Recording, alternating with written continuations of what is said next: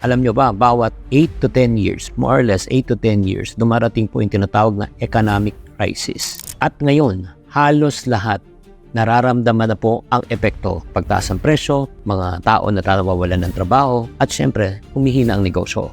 Bakit? Pag-usapan natin to. Hi there, this is Chinky Tan, your pambansang wealth coach. Ito naman po, itong episode natin ito, hindi naman sa tinatakot ko po kayo. Pero gusto ko lang bilang inyong kaipunaryo at the same time.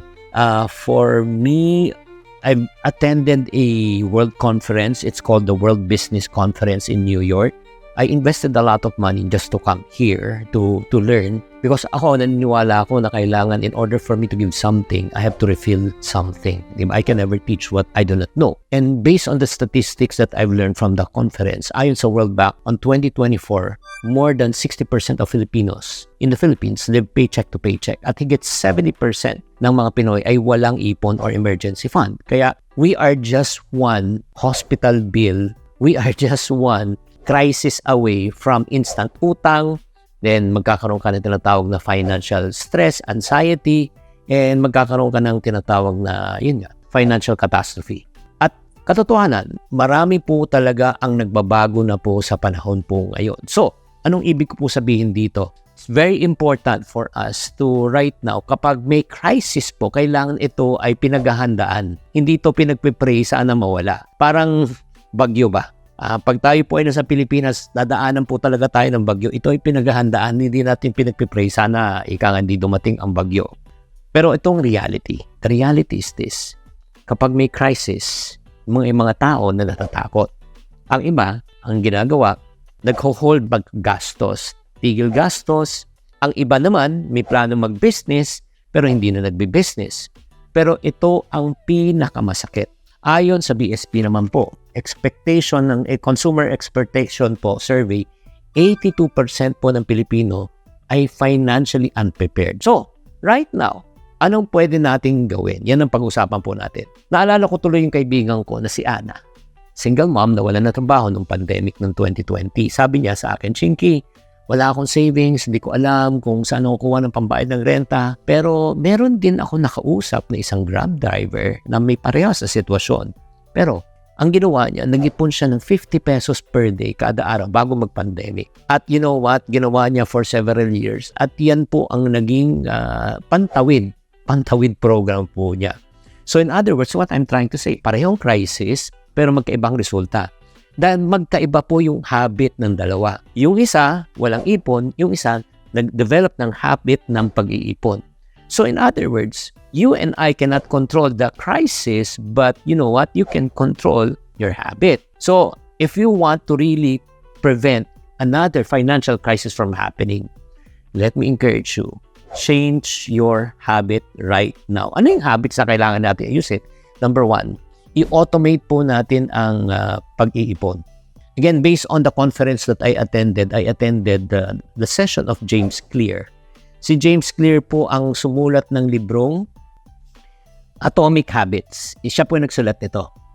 At alam nyo, nung pinapirma ko sa kanya, ito yung sinulat niyo. Oo. Ang sinulat niya po dito, to Coach Chinky Tan, reminder, savings is a habit. May pirma pa niya. Grabe. So makikita nyo, bago tayo talaga gumastos, ang priority talaga, i-automate mo na yung savings. Dapat ang formula po natin, income minus savings equivalent to expense. Because savings is never about money, but it's all about habit. According to Behavioral Finance Report ng 2024, yung mga nagpa-prioritize na mag-ipon, they are 3 times more likely to reach their financial goals compared to the people na hindi siya nag-iipon. Again, kasi yung pag-iipon, ganito po yung mindset niyan eh. Gusto mo bang mag-start ng negosyo pero natatakot ka? Good news! Stop guessing and start running your business with clarity. Get access to Negosyo GPT powered by my proven business frameworks. Kung gusto niyo makakuha ng access, alam niyo dapat niyo gawin? Click the link below or type Nego GPT. Dati hindi ka nag-iipon, bigla na lang nakaipon ka ng first 1,000 pesos mo on the first month. Ay, kaya ko pala. So, next goal mo, di ba? Gusto mo, hindi na 1,000. Lalakyan mo na. Tapos naging 1,500. Ay, kaya ko pala. The following month, naging 2,000. In other words, nagkakaroon ka ng habit of what? Savings. That's number 1.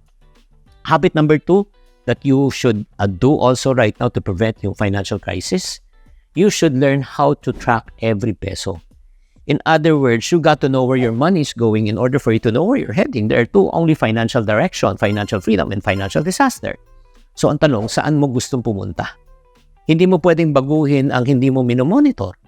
Alam mo, according to Money Smart PH naman, they show naman, according to survey, 68% of Filipinos don't track their expenses. In other words, kung ano yung pumasok yan ang lumalabas.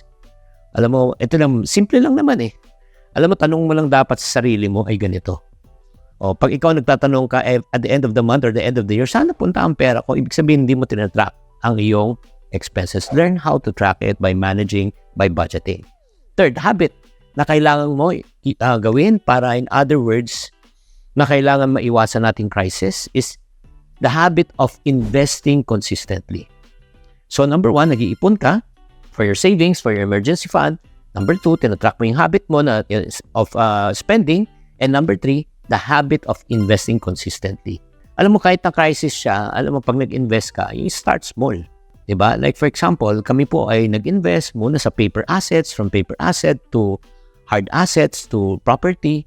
So wag naman po sana, just in case na may mangyari, at least meron kang pera na pwede mong ibenta, kunyari, ginto. Diba? Mag-invest ka sa ginto. Diba? Para pagdating ng panahon, mga kapatid, diba? Pag may emergency ka, pwede mo siyang isanla, ibenta, para maging cash. And number 4 habit, alam mo, para tayo makaprevent sa financial crisis, is the habit of developing multiple sources of income. Sabi nga ni Warren Buffett, never depend on one income. Diba? Kaya nga, kung ikaw may day job ka, baka pwede kang mag-freelancing, mag-online reselling. Diba? Or let's say, pwede kang magnegosyo kahit na maliit. Importante po yan para ikaw ay lalo pang ma-prevent sa financial crisis. And the last habit, the most important habit of all, I do believe, that can really help you to prevent from financial crisis is the habit of investing in yourself. Read books, yung mga join programs, courses, maghanap ka ng community, like-minded people who can help you, or hanap ka ng coach and mentors, kasi ang values, ito yung pinakamahalagang value, because I always tell people, you are just one skill away to double your income.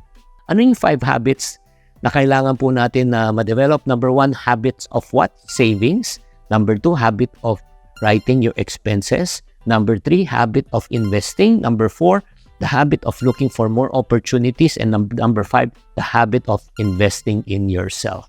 Among these 5 habits, ano ang pagkukulang mo? Pakitype na lang sa comment section. And if you want me to help you, to coach you, to guide you, baka nagtatanong kayo, Chinky, paano ba gawin lahat yan? Okay, I will give you 2 opportunities. Okay, for me to coach you. Number 1, you can join my group coaching session. Or number 2, you can do a one-on-one session with me. Kung ano yung mas kailangan mo ngayon, if you want, let me help you para hindi na kayo mag-trial and error. Just type in the comment section, either group coaching or one-on-one, and I will send you a link for me to learn if you are qualified to be part of my group coaching session. Sana naka-enlighten tong episode na ito. Tatandaan, tamang karunungan, tamang disiplina ang susi sa pagyaman. Chinky Tan, with over 6 million Facebook followers, 2.8 million YouTube subscribers, and 2.4 million TikTok fans, is now all out to share with you the most practical, simplest path to lasting wealth.